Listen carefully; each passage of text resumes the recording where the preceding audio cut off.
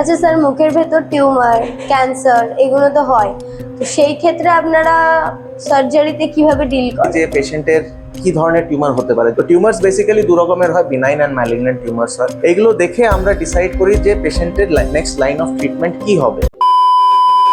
নমস্কার, উপকার থেকে আমি সুস্মিতা কুন্ডু। উপকার হলো এমন একটি প্ল্যাটফর্ম, যে প্ল্যাটফর্মের মাধ্যমে আপনারা খুব সহজেই বাড়ি বসে ডক্টর অ্যাপয়েন্টমেন্ট বুক করতে পারবেন।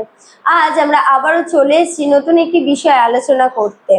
আজ আমাদের সাথে রয়েছেন oral and maxillofacial surgeon doctor Siddhartha Bhowmik. নমস্কার, আমার নাম ডক্টর সিদ্ধার্থ ভৌমিক। আমি একজন ওরাল অ্যান্ড ম্যাক্সিলোফেশিয়াল সার্জন। আর আমার এরিয়াস অফ ইন্টারেস্ট হচ্ছে maxillofacial surgery, which is basically a type of head and neck surgery, specialization in trauma and oral cancer, আরও নানান রকম ক্রেনিওফেশিয়াল যত ইস্যুস হয় সেটা আমরা আরও ইলাবোরেটলি ডিসকাস করবো। আচ্ছা স্যার, মুখের ভেতর টিউমার, ক্যান্সার এগুলো তো হয়, তো সেই ক্ষেত্রে আপনারা সার্জারিতে কিভাবে ডিল করেন? দেখুন, পেশেন্ট যখন আমাদের কাছে প্রথমে কোনো কমপ্লেন্ট নিয়ে আসে, টিউমারের বা কোনো রকমের আলসার হলো, নন হিলিং আলসার হলো, পেশেন্টরা সবার আগে দেখে যে ওদের মুখের মধ্যে কোনো রকমের ঘা আছে যেটা সারছে না অনেকদিন ধরে। তো সেই ঘাগুলোকে আমরা ক্লিনিক্যালি জাজমেন্ট করে দেখি যে কি রকমের লিজন আছে, কোনো রকমের আলসারো প্রলিফারেটিভ লিজন আছে কিনা, কতদিন ধরে আছে, পেশেন্টের কোনো ওরাল হ্যাবিটস আছে কিনা, পেশেন্টের মুখে কোনো সাত দাঁত আছে কিনা, পেশেন্টের ওরাল হাইজিন মেনটেনেন্স কেমন। তো সেইগুলো দেখে আমরা ডিসাইড করি যে পেশেন্টের কি ধরনের টিউমার হতে পারে। যদি কোনো রকমের রেডিওগ্রাফিক ইনভেস্টিগেশনস করতে হয় সেটা করা হয়, সিটি স্ক্যান করা হয়, বায়োপসি করা হয়। Biopsy is the first step, যেখানে আমরা ডিসাইড করতে পারি কি ধরনের টিউমার ওটা। তো টিউমার্স বেসিক্যালি দু রকমের হয়, বিনাইন অ্যান্ড ম্যালিগন্যান্ট টিউমার্স হয়। তো যেগুলো বিনাইন টিউমার সেগুলো লোকালি অ্যাগ্রেসিভ হয়, আপনারা দেখেছেন হয়তো মুখ টুক অনেক ফুলে আছে, সেগুলোরও সার্জিক্যাল ম্যানেজমেন্ট হয়। আর যেগুলো ম্যালিগন্যান্ট টিউমার হয়, most common malignant tumour is squamous cell carcinoma, যেটা মুখে হয়। তো সেইগুলোর প্রেজেন্টেশন, ক্লিনিক্যাল প্রেজেন্টেশন আলাদা, বিনাইন টিউমারের ক্লিনিক্যাল প্রেজেন্টেশন আলাদা। তো পেশেন্টটাকে দেখে ক্লিনিক্যালি জাজ করে আমরা ডিসাইড করি যে এটা কি ধরনের টিউমার হতে পারে। তারপরে তো ইনভেস্টিগেশনস আছেই, like biopsy and CT scan. এইগুলো দেখে আমরা ডিসাইড করি যে পেশেন্টের নেক্সট লাইন অফ ট্রিটমেন্ট কি হবে। ফর এক্সাম্পল, বিনাইন টিউমার্স এর ক্ষেত্রে জেনারেলি একটা সার্জিক্যাল প্রসিজার করা হয় যেটাকে বলা হয় ওয়াইড লোকাল এক্সিশন। মানে যেখানে টিউমারটা আছে তার একটা অ্যারাউন্ড 1/2 সেন্টিমিটার বা 1 সেন্টিমিটার হেলদি মার্জিন নিয়ে পুরো টিউমারটাকে বাদ দিয়ে সেটাকে সার্জিক্যালি ক্লোজ করে দিলে বিনাইন টিউমারের জেনারেলি ট্রিটমেন্ট হয়ে যায় ঠিকঠাক। এখন যদি পেশেন্টের মুখে ম্যালিগন্যান্ট টিউমার থাকে, ম্যালিগন্যান্ট টিউমার মানে it's a kind of A life threatening disease, যেটা আমাদের রেস্ট অফ দ্য বডিতে স্প্রেড হয়ে যেতে পারে যে কোনো জায়গায়।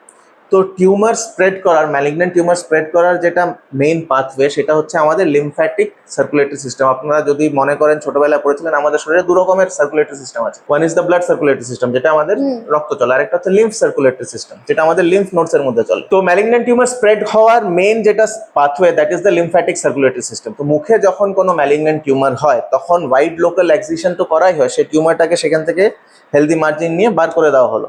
তারপরে আমাদের মুখ আর আমাদের রেস্ট অফ দ্য বডির যে পাথওয়েটা, দ্যাট ইজ আওয়ার নেক, গলাটা। সেই গলার যে সাইডে টিউমারটা আছে সেই সাইডের যত লিম্ফ নোডস গুলো আছে, সেই লিম্ফ নোডস গুলোকে আমরা পরিষ্কার করে বার করে দিই। এবার লিম্ফ নোডস এর ক্লাসিফিকেশন আছে 1 থেকে 5 লেভেল, অনেক আছে। এখানে আমাদের ইন্টারনাল জুগুলার ভেইন বলে একটা মেইন ভেইন থাকে, যার সাইডে সাইডে লিম্ফ নোড গুলো থাকে। তো along with the wide local excision of the tumour, সেই সাইডের যে লিম্ফ নোড গুলো আছে আমরা সেগুলোকেও পরিষ্কার করে বার করে দিই। এবার মানে কাহিনীটা সেখানেই শেষ না।